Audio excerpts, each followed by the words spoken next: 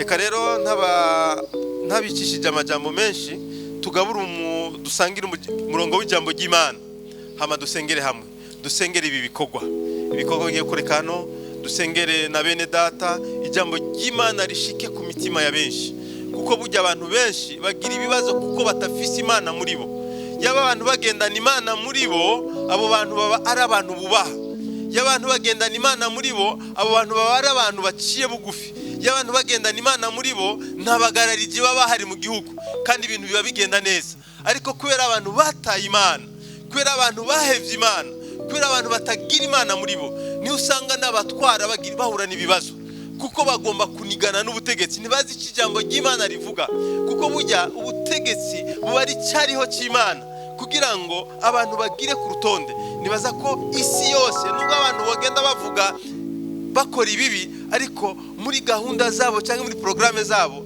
ntabo ndumva nta butegetsi ntumva nta mashengero ndumva yigisha ibibi nubwo baba bakora ibibi ariko ugasanga urutonde rwabo ruhagarikiye ku mahoro n'umutekano n'iterambere Yesu nahabwa icubahiro reka dusangire murongo w'ijambo ry'Imana uri muri Yohana igice cya mbere dusoma umurongo wa 12 n'uwa 13 dusaba umuntu afite Bibiliya Kirundi adusomere.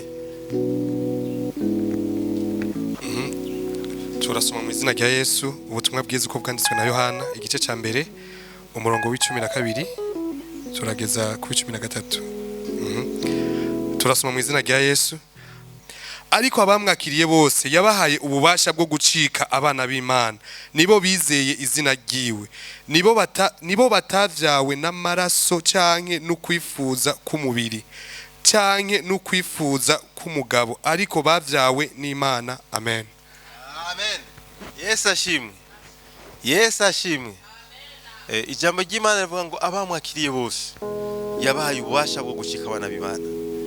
Iri ni ijambo ry'Imana dusomye hariya ku murongo wa mbere niho Yohana yatanguye kuvuga iby'uyu abakiriye uyu avugwa ninde ngaha mu ijambo ry'Imana uyatuma abantu bacika abana b'Imana ni nawe yavuze ati nta yindi nzira iriho ijana mu ijuru ngo ni jewe nzira n'ukuri n'ubugingo nukuvuga ukabushaka kubona Imana ukabushaka gucika umwana w'Imana nta yindi nzira iriho ari bene data ngo abamwakiriye bose bavugwa ni Yesu Kristo nubwo butumwa tuvuga nuwo dutangaza abamwakiriye Yesu Kristo bonyene nibo bazokwitwa abana b'Imana. Yesu nashimwe Bwana sifiwe ngo abakiriye Yesu Kristo yabahaye ububasha bwo gucika abana b'Imana ngo abo nibo bizeye izina ryiwe kandi Imana tuvuga nimwe yitwa ngo ni Imana umwami w'abami uganza abaganza ngo kandi usomye hariya ku murongo wa mbere avuga ngo ubwa mbere na mbere uyu yariho ni jambo uwo jambo ninde ni Kristo Yesu yariho kandi uwo Yesu ngo yahoranye n'Imana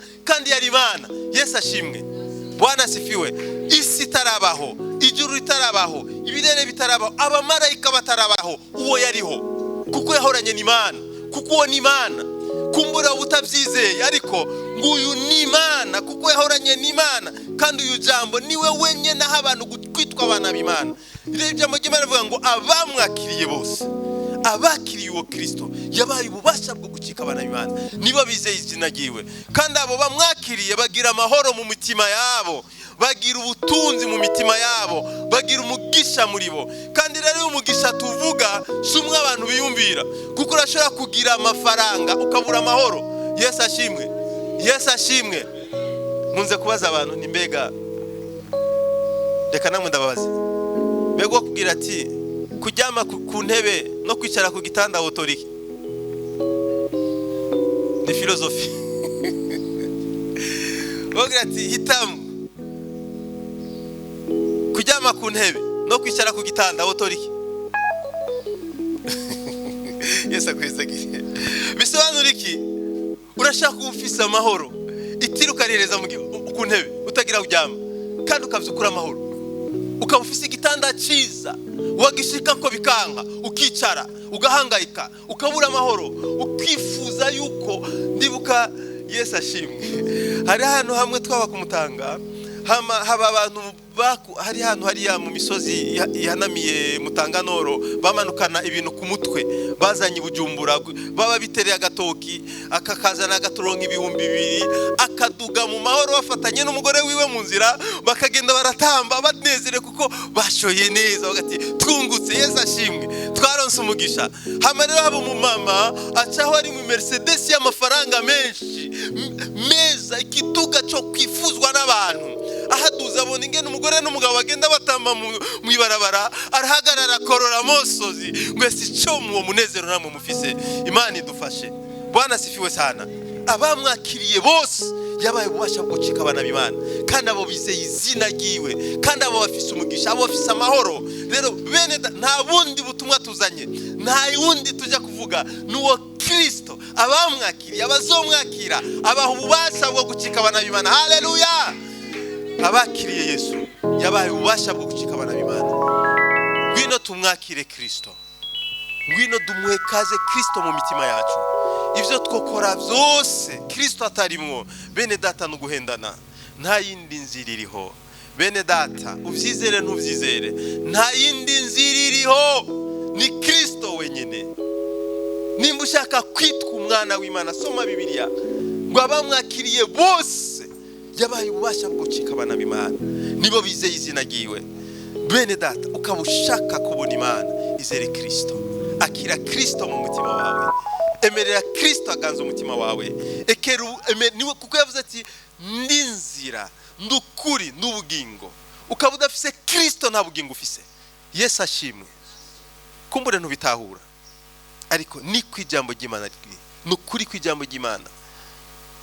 Sino guhenda ngo umviriza bigenza uko bizogenda uku nta yindi nzira iriho. Bene data ushaka kubona Imana ushaka kwitwa umwana w'Imana akira Kristo mu mutima wawe. Amen. Yesu ashimwe. Nashimwe. Yesu ashimwe. Amina. Kristo niwe mwana niwe abantu kwitwa abana b'Imana.